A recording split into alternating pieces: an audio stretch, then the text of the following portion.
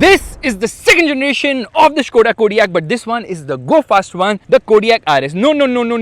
This is not the Kodiaq RS. This is actually the Kodiaq VRS, Victory Rally Sport, because this car comes from the UK, because the UK is a right-hand drive market. In the UK, Skoda cannot use the RS badging. They have to make it VRS there, because Ford owns the right to RS there. Anyways, the key is the same as before. Unlock the car, lock the car, and this is to open the boot of the vehicle. Come on Skoda, change the key. I want something more premium and different now. Straight away, let's open the engine bay, because this car shares a lot with the Octavia RS, including this 2-liter TSI engine, and my goodness, it heats a lot. Actually, it's very hot. There's insulation there, it gets gas struts, and this cap for the washer fluid is actually quite unique because it doesn't shut properly. I mean, it does, but yeah, whatever.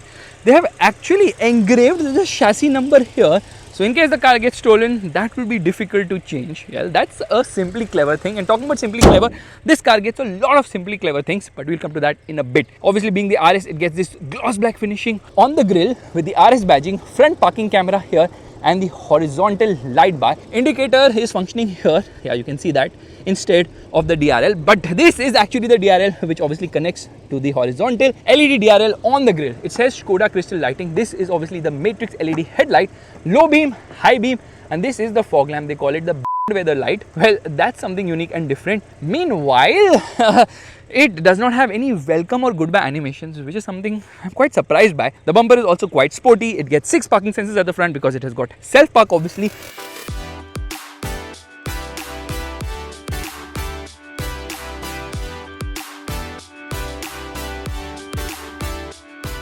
Gets these active curtains for better airflow. Meanwhile, there is the radar for ADAS. It obviously gets a lane keep assist camera along with a rain sensor as well. Lots of cuts and creases on the bonnet. Car looks phenomenal in red color. Now, the second generation of the Kodiaq RS, or rather the Kodiaq, is 60 mm longer and 10 mm shorter when compared to its predecessor, so looks less SUV and more estate or station wagon. Well, yeah, they should have actually made it taller and obviously made it more SUV like, but you can call it a crossover. It gets 20-inch wheels. Yeah, the alloy wheel design is actually quite nice and sporty. Thankfully, it does not get any aero bits here, so yeah, that looks quite cool. Tire size 235, 45, 20. So yeah, these are massive tires with red color brake calipers, but the discs are huge. So if you get the 5-seater, you're going to have 340 mm front discs with single piston calipers. This is the 7-seater, so it has got 335 mm front disc with 2 piston calipers. So same as the Octavia RS, but 17 inch is the size of the discs. Here you get this body cladding to reduce the visual bulk which runs throughout the vehicle. Gloss black finishing here on the outside rear view mirrors. You get this gloss black finishing on the roof rails as well. By the way, the roof rails can hold 75 kgs. Black finishing here on the B pillar, on the C pillar, on the D pillar as well for the floating roof treatment. Now, notice one thing, as soon as I open the door, the seat is moving behind. So it has this welcome seat for both the front passengers, but there is no umbrella holder for the co-passenger or the left side of the car or the left door, which is quite surprising because yeah, it's important. So in the left hand drive, is it only there? Oh my god, they do a lot of stuff to cut costs. That's kind of crazy. Meanwhile, this is to turn off the passenger airbag. So you have to just put a key and turn it so that you do not I mean, why do you want it? Because it has got ISOFIX child seat mount. So if you have a child seated there, you don't want the airbag functioning, obviously. Now, the good thing here is that it mentions how to use the child seat, so you won't get confused. Kodiak badging here says Skoda as well. And just notice this amazing, simply clever feature, the door edge protector. As soon as you open the door, it opens like that. That was also there in the previous generation of the Kodiaq. Meanwhile, at the rear, you get 310 mm rear discs, which are also huge in terms of size. Red colored brake calipers, same tire size as the front ones. And you can see the suspension here. So a lot of amazing technology here.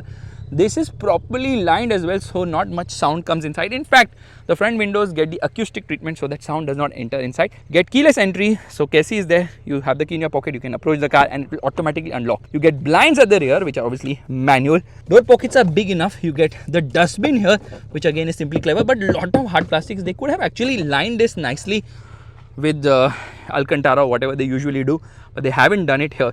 Beautiful red stitching right there, hard plastics in plenty, nice treatment right here, and it tells you how to use your headrest, which is kind of cool too. Now in terms of space, there's a lot. That is with the seat pushed all the way ahead. This is with the seat pushed all the way behind. That is completely upright. This is completely reclined. So there's a lot of flexibility inside this car in terms of how you want to do the seating. And step inside, it's not a step. You can just walk in because obviously the car is on the lower side. You get a magazine pocket here, a phone holder here, a phone tablet holder here as well. So you can keep your phone here. It tells you top teether for the ISOFIX, and here you get adjustable seat belts, 9 airbags in this car. There's a hook here, massive panoramic sunroof. Take that Toyota Fortuner. Rear AC vents, and here you've got temperature control as well, 3-zone climate control, air conditioning system, 2 USB-C charging sockets, 45 watt is the speed of charging, and here you get a 12-volt charging socket. You get this tray, which is obviously removable, but center passenger is not going to be comfortable because there's a massive hump here. So some storage space has been given right there, which is good. And you have a center armrest with twin cup holders, 2.5 cup holders. Center passenger gets a headrest as well. Light placement here on the top. Just press it to activate it. Very nicely done. This is properly damped, very premium in that sense. And the dashboard obviously gets the all black treatment. The cabin gets the all black treatment for a sportier appeal, and it works beautifully. Ambient light here, you can see that. Is this blinking red by any chance? Because obviously it has got ADAS to make sure that person coming behind can sense that. Now in order to get to the rear, all I have to do is pull it like this and push it, and now I can go to the rear. Not the easiest way, but yes, that's how it is done. And here you get this red anchor, so in order to secure luggage, you can obviously push the seats down and carry bigger items as well. The third row is a big fat freaking joke because there is very little space. Under thigh support is extremely poor. Yeah, knees up position, knee room, leg room, nothing is there.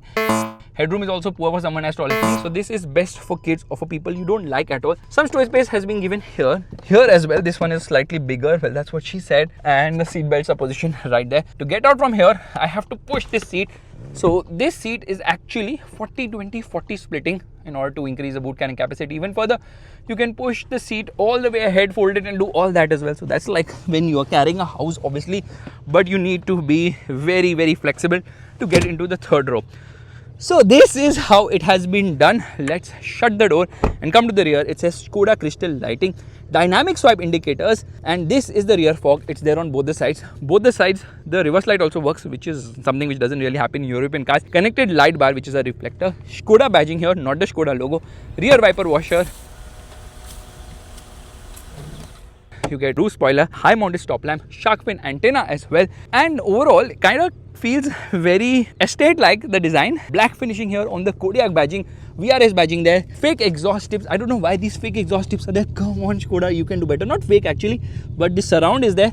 The real exhaust is inside obviously, and you can see the underbody beautifully concealed naturally. Now they have used black on the bumper to reduce the visual bulk. There's the rear parking camera which has a cleaning function as well, which is nice, and obviously it has a power tailgate. Press it and it opens. With all the rows up, this is like 281 liters of storage space. And if you want to increase the space here, all you need to do is push this down, and then once both the seats are down, that's like 786 liters, which is actually huge. I can pull this to push the second row seat down. So yeah, that's manual. Light placement here on both the sides. Scan this to see the Fortuner brochure, and below here you've got the parcel shelf along with the spare wheel. So that is actually the subwoofer. The toolkit has been placed here, proper place for your parcel shelf, which is good. Spare wheel is not an alloy, it's also smaller sized. You get this net because remember one thing, this car is coming from the UK, so you can do partition in the boot. And the first aid kit is really very cheap. Not expected this from Skoda for a premium car like this. Now look at the amount of space, which is crazy. They've put this nice carpet on top as well, which is quite premium too. Like, I definitely like it. Here you have a tweeter or something of that sort, speakers and all everywhere, because this has a Canton sound system with 725 watt output, and it has got 13 speakers.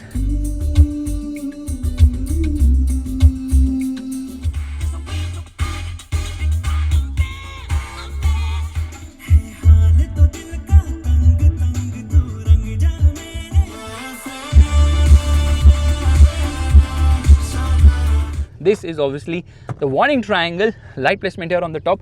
unique place to have it. Press a button and there it shuts. Power tailgate, fantastic. You can stand behind and also dance, and then it will automatically open the boot because it has that virtual boot opening mechanism wherein just moving around can help you open the boot. Here you actually obviously will be disappointed to know it says E10 compliant. Where is the E20 compliance or E30 now which is going to happen soon? This is actually the ice scrubber, because in colder countries when there's ice, just scrub it using this. I don't know why Skoda has given it, because they actually removed it from the Octavia RS, which is kind of funny. Now here is another cool bit. When you open the door, it projects Skoda here on the floor. There's a reflector treatment here. Beautiful red stitching. This switchgear is actually done in so many other Skoda VW cars that it's like usual now. This is obviously the dustbin. See, it's beautifully lined here, not lined at the rear. I don't understand the logic only. And this is obviously to open the boot. Beautiful treatment here. There is the umbrella. So umbrella holder along with an umbrella. However, I don't know why the co-passenger does not get. Maybe he has the or she has the right to get wet. Excuse me. The weight of the vehicle has been written here, and you get proper aluminium pedals right there. And what can you see? Some light. Electric parking brake. These are actually the controls for the light. So this is for the main light, this is for the front fogs, and this is for the rear fog. Engine start button is here. Usually it should be in another place, and it gets powered seats at the front with 3 memory functions as well. So let me press a button, and there you can see I have to keep this pressed to move the seat. Yeah, it says RS on the headrest, but unfortunately, even though this car has some amazing sporty seats with good bolstering, it does not get the tickling function only. Beautiful seats, look at that, absolutely awesome. Under thigh support is never an issue because you can obviously extend this so that you don't have any issue in terms of under thigh support. Premium materials used on the dashboard. Steering wheel is really nice to hold. So soft material, almost everywhere soft material. Only thing is lower down there are a lot of hard plastics. First things first, let me turn off the air conditioning. And let me turn off the indicator as well. You get a ticket holder here, which is a very Skoda thing. Here you do not get extension. It's fixed, you can't extend the sun visor, but you get a mirror along with the light. Even the driver has a handle to hold on to. Light placement here, very premium. SOS because connected car obviously. And this is to open the sun blind, this is to open the sunroof. So they have 2 different controls for the same, which is very smart because Skoda knows now how a car should be made. Not putting all the controls in just one switch so that it's definitely easier to use. This opens even further. Look at the size of the sunroof when it opens. It's massive. Yeah, that's fantastic. But this is sort of a touch control, so you have to use it properly. Otherwise, this thing will not function at all. That's the wind deflector. And it brings in a lot of airy feeling. This is also tinted a bit, but obviously brings in a lot of heat in our climate.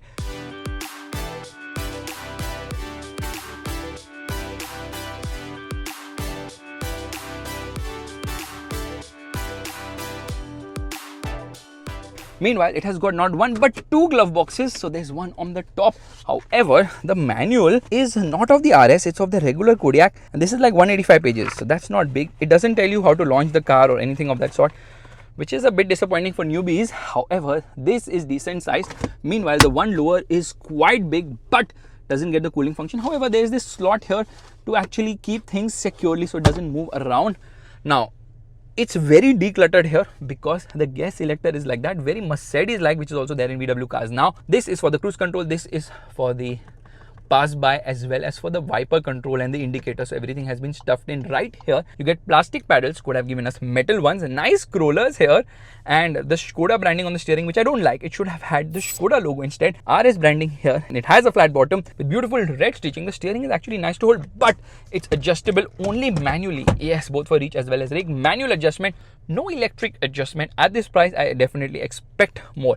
It doesn't get a heads-up display, which is a bit disappointing, and this cluster obviously is a 10.25-inch unit known as the virtual cockpit. You can browse through a lot of information here on both the sides. You can change the cluster mode because there are multiple designs here, which is quite cool. Look at this one. This also looks quite nice. Soft limiter at 4000 RPM. So you can change it. You can get the ADAS view, you can get the navigation view, you can get all those views as well. And when you turn on the car, it says welcome over there, but doesn't really say any RS specific thing when you turn on the car here. This is a 12.9-inch unit. It's the same as the regular Kodiaq. You can turn off the screen using this button, turn off, yeah, and then it says Skoda. That's about it. It's very touch reliant because everything is in the screen. There are no physical buttons here other than for locking the vehicle and for the hazard light. Yeah, you can turn off the AC vents from here, but everything is inside the screen, which is obviously not the best thing to do. So you can come into the off-road menu here, which shows you the steering angle. You can turn off the ESC system from here. There's no button for it. You have to do it from the screen, obviously. And then you have multiple displays here as well. This is for the various drive modes of the car. This is for the self park, and the camera is a bit weird because it doesn't get a 3D view. It gets this top view, and then you can obviously change the camera view as well. So yeah, front and rear camera, which obviously gets adaptive guidelines. So when you turn the steering, it turns. In fact, the camera also turns, and then lot of settings as well, how you want the sound and all to be. This is the ADAS menu, which you can see as a list and make changes. A lot of ADAS functions here. And this is basically the main menu of the car. So you can come into vehicle, make changes. The problem here is now I don't like the camera. Why? Because it does not auto turn on. It turns on the parking sensors. If it detects an obstacle at lower speeds, it does not turn on the camera. So I'm like, what is happening? I want to see the camera. What are you doing? Anyways, I like this menu. It's so nice. You can just turn the car. This is quite premium here. A very German thing to do, because I see it in a lot of BMWs as well. You can change the driving profiles. You can actually change the background lighting. There are some set colors here, but you can also link it to the drive mode. And then there are individual colors where you can change them for upper and lower parts. That also happens. Quite nice. But the good part here is obviously how these dials have been done. So this is the smart dial. So you can decide the center dial to have which functions. So just press it inside. So that was for the airflow. This is for the driving mode.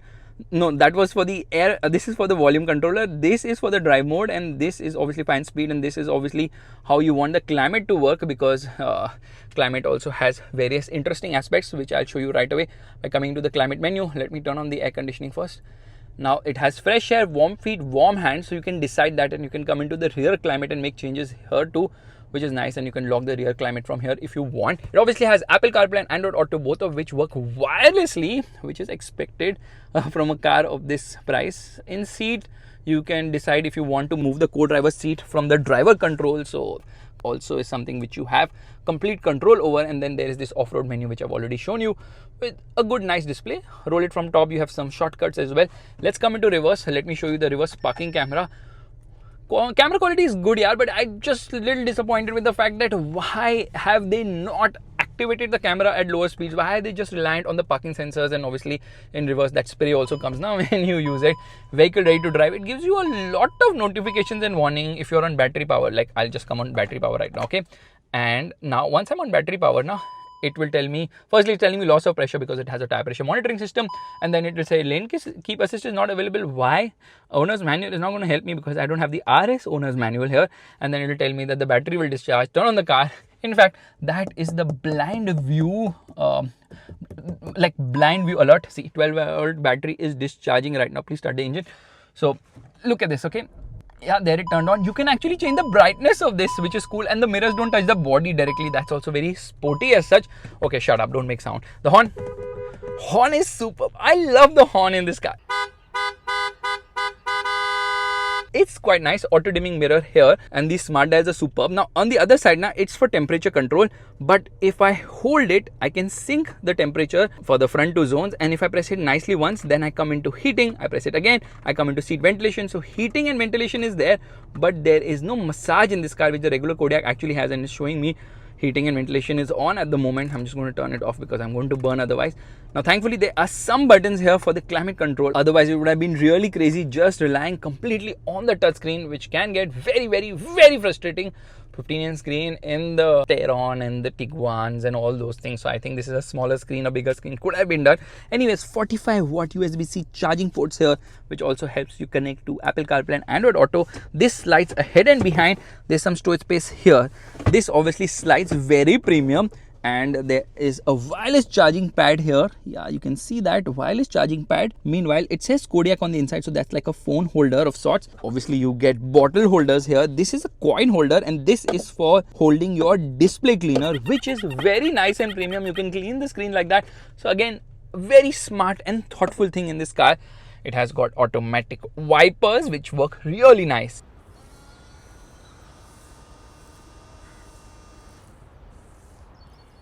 Now, because this is a Skoda, it obviously has a USB-C charging socket here for your dash cam. So the level of thoughtfulness in this car is just mind-blowing, honestly. And of course, it has got LoRa. Okay, it's not what you think, but you can obviously use voice commands. Hey, LoRa. Lady's sleeping, so let me ask her. Laura? Sorry, your infotainment system does not have a navigation function. Bro, I didn't even ask you that. Laura? Laura. Okay, I've abused a lot, so it's time to just get out of the car. See, the seat is moving behind. Welcome and goodbye. So good. Shesh Skoda here. Got everyone out of the car. In fact, it also reminds you to take your phone because the car is that clever. In terms of ground clearance, this is like 194 mm in terms of the GC, which is okay. I mean, it's enough because obviously this is not a car you would take off-road, and using the button here, I can roll down all the windows and I can tilt the sunroof, not really open it, just tilt it there. So enough of the blabbering. Too much I've spoken about the car's features, design and all of those things, but I think it looks really damn freaking awesome. But it's obviously much heavier than the Octavia RS. So does it have the go to match the show? Let's go.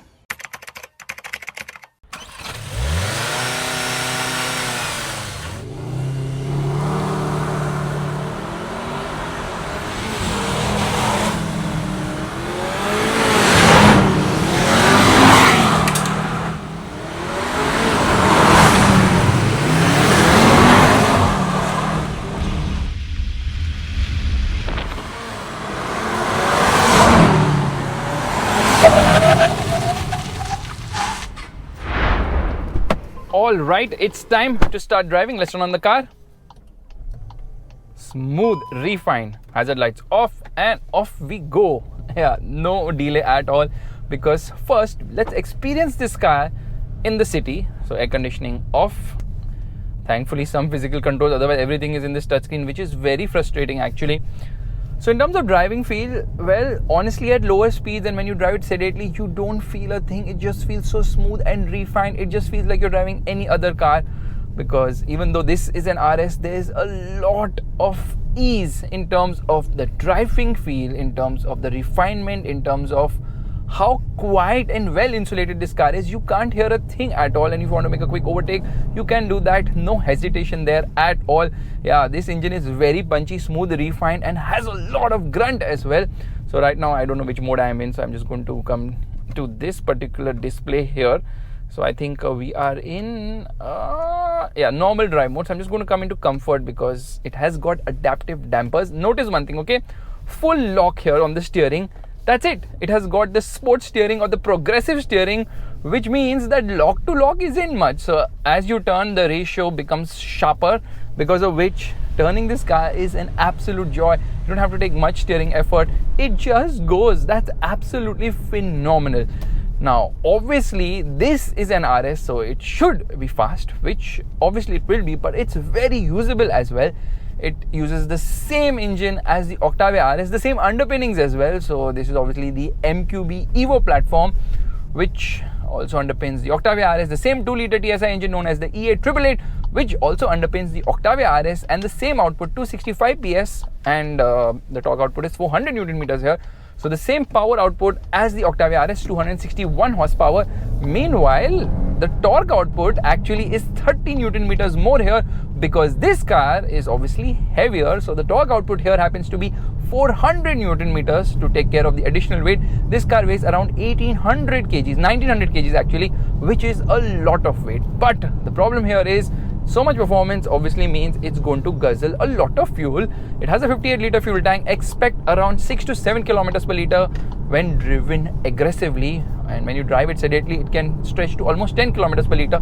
That rear spoiler on that city is actually very weird, which actually brings me to the various drive modes, because there are a lot of drive modes here. For starters, we are in comfort mode right now. Okay, I pressed this button by mistake. That is something I shouldn't have done. So there is the eco drive mode, which is obviously dulling the performance down for eco-friendly driving. There's the comfort drive mode, which focuses on giving you a really good ride. In fact, the ride quality is quite nice in comfort mode, in spite of the fact it's running on 20-inch wheels with really low profile tires, yet the ride quality is actually very impressive here. And then I'm going to come to the next drive mode, which is normal drive mode, which is also fine, but sport mode is actually the best, which gives you the full grunt. And then if you want to go off-road, there's an off-road, there's snow, and there's then individual. So I'm just going to come into this driving profile here. I'll just come from here actually. Yeah, can get a bit confusing. Now what all can you configure? You can configure so many things now, it's absolutely crazy. Firstly, it has got dynamic chassis control, yay, adaptive damper. So you have comfort minus, comfort, normal, sport and sport plus. Comfort minus is even more soft on the suspension, which kind of feels floaty.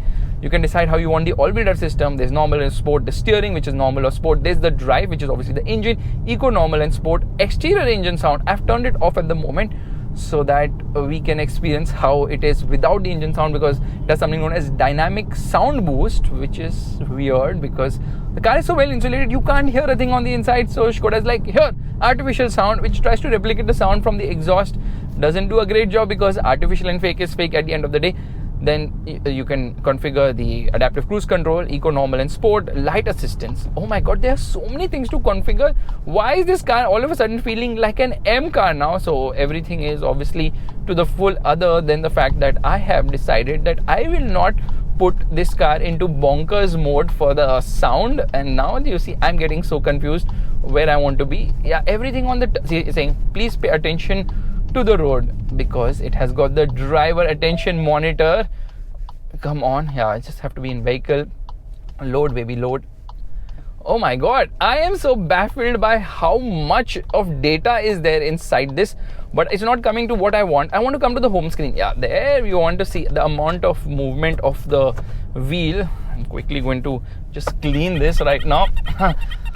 One thing you don't have to worry here is the ground clearance, which you have to in the Octavia RS. So yeah, you can just comfortably go, no problem at all. Onto the throttle. I think I'm in individual drive mode. So yeah, listen to the sound. That is actually the original sound. It's not very loud. It's very subtle as such. And it's time to test the 0 to 100 km/h acceleration of this car, which means I come into sport mode. I turn off the traction control system, and it's time to come into launch by going left foot on the brake, right foot on the accelerator, launch control program active, and off we go.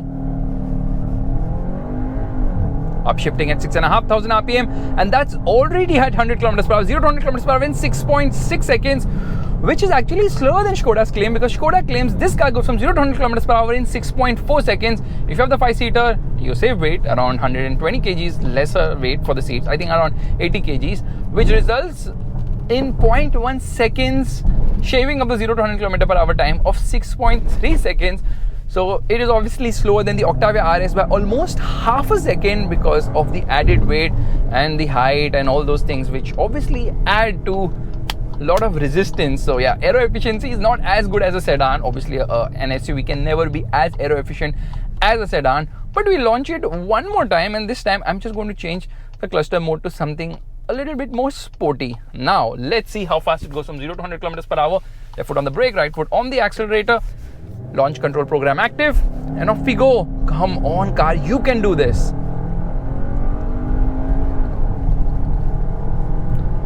The 0 to 100 km/h in 6.58 seconds. Usually it never happens that I'm slower than the company's claim, but I don't know why I'm slower today. Probably the tire pressures are not fine, or it's too hot outside, or I don't know. It just isn't going as fast as I expected it to go. Anyways, this car has a top speed of 231 km/h. The gearbox is a 7-speed DSG unit, dual clutch, very fast with shifts near the red line. However, if you are driving in city traffic, then the gearbox can get a bit confused. So let's use manual control and see if it holds on to a gear. It should at this price, but unfortunately it doesn't. It upshifts as soon as you hit the red line. So that's something which is not so great here. Now, the ride quality is actually good in spite of the fact it has low profile tires, but the handling is very impressive here because of the platform and the way the suspension has been done and how body roll is supremely well kept in check. Like, it's unbelievable the way this car is to drive, and you know, the steering is a joy to use. Braking test. Wow, amazing brakes. Seatbelt pre-tension completely held me very hard and fast, so I was like a little uncomfortable there. Anyways, let's get going. Again, launch program active, and off we go.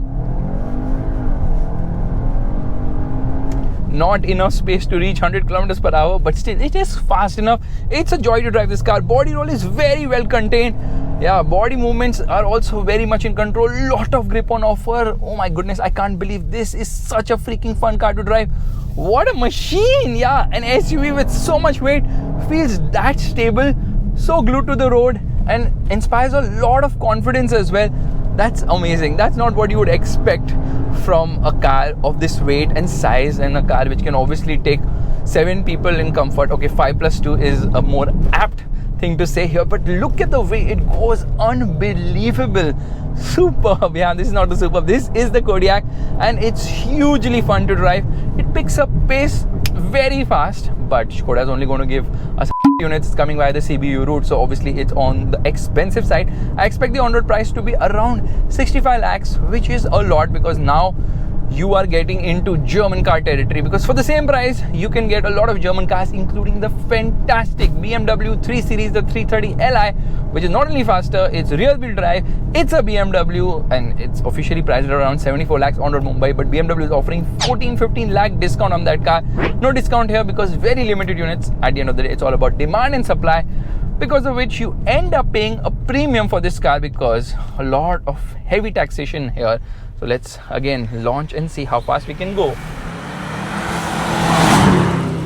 Left foot on the brake, right foot on the accelerator.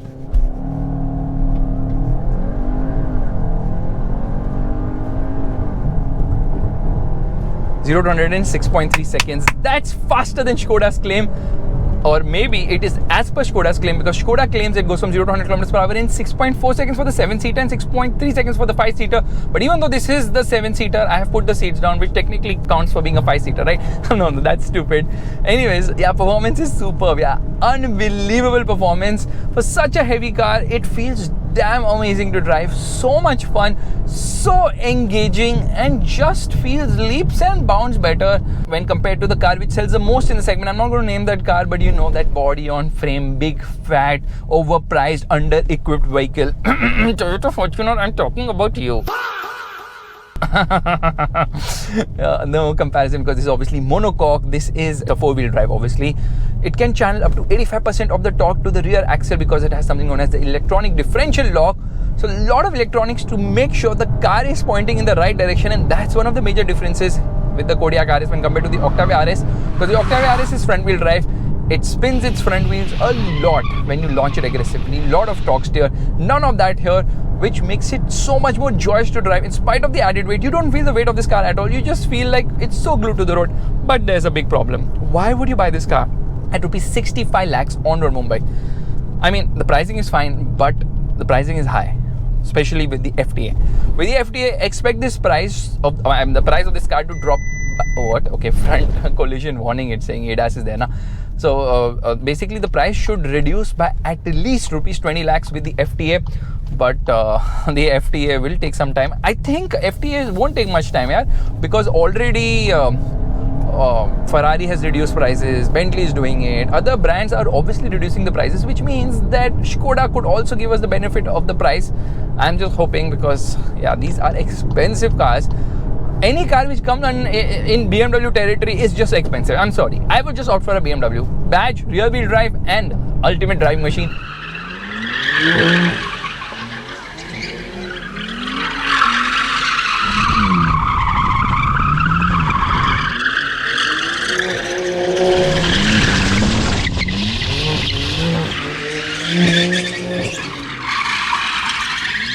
What else do you want?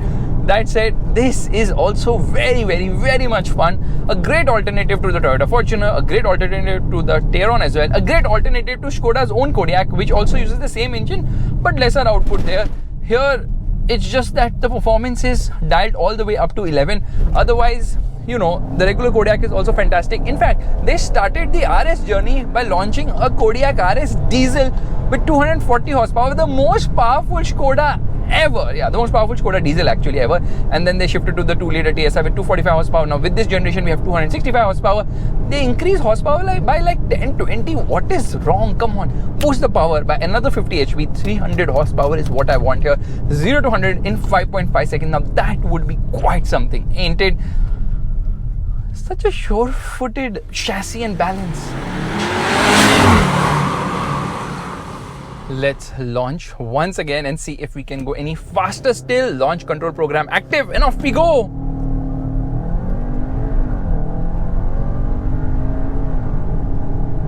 Well, that's 0 to 100 kilometers per hour in 6.4 seconds.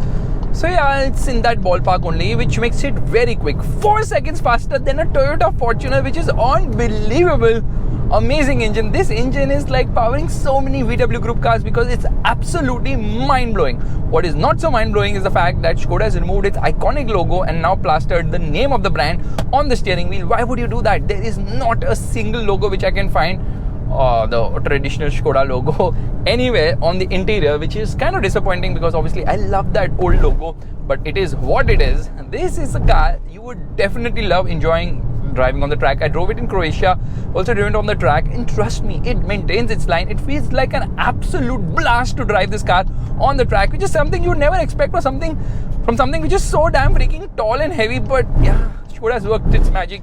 Fantastic car, really amazing. But honestly, we need a diesel RS, but diesel is not coming, which is kind of disappointing because a diesel is a diesel at the end of the day. Here, when you push the car hard and fast, you realize, I also have to think about the environment. And on that disappointment, it's time to end. Thank you so much for watching. If you like this video, make sure to give it a thumbs up. That's the like button, and don't forget to subscribe to the channel. And obviously, this car has no competition whatsoever. It is in its own league because we don't get sportier SUVs in this price range from any other brand, at least the one which can seat 5+2 and also go fast. Bye.